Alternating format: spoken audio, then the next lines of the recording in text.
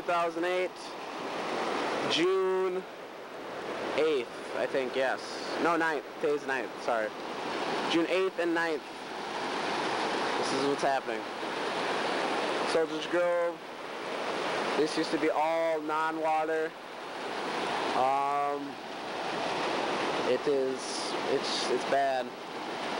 In order to get to this spot I'm at, you have to climb over lots of things, go through a little bit of water, but I made it. Welcome to my island. It's just crazy out here. It's never been this bad before. Worse than 2007.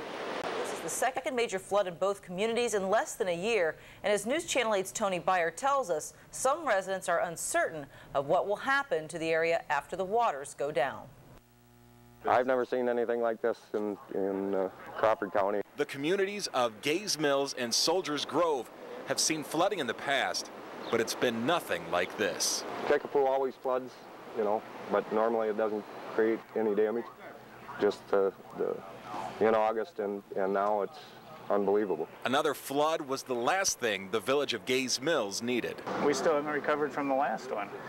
We've got a lot of houses that aren't even lived in. I think the count was 20 that people aren't in. With this being the second time in less than 2 years, residents in Soldiers Grove and Gays Mills are left wondering who will return and how will the town look after the water recedes. It's chaos, especially 2 years in a row. Last year they said it was the flood of 100 years or flood of 80 years, and here it happens consecutively the next year, so we watch it, I'm sure. I'm really concerned about it, yes. I'm not sure how many, like I say, how many people will stay or even come back, or even the businesses, what will happen with them. This, again, is record flooding for Soldiers Grove and Gays Mills, so to my knowledge, nobody's seen it like this.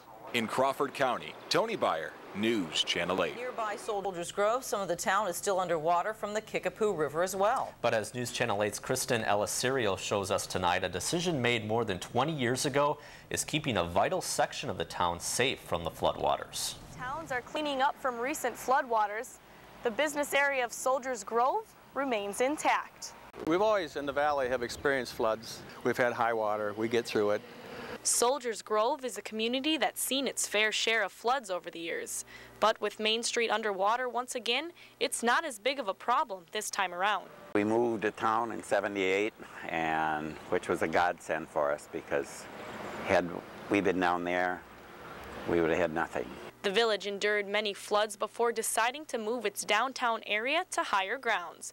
And this move passed yet another major test with Sunday's floods. I'd say very fortunate that they picked up and moved and built the new solar town here. It's now up out of the floodplain, and you don't have to worry about that aspect of it. While the village's businesses were saved from the overflowing of the Kickapoo River, many residents still live in the floodplains and had to be evacuated from their homes. This is the second flood in the last 10 months these people are dealing with, but the outlook of the community remains positive.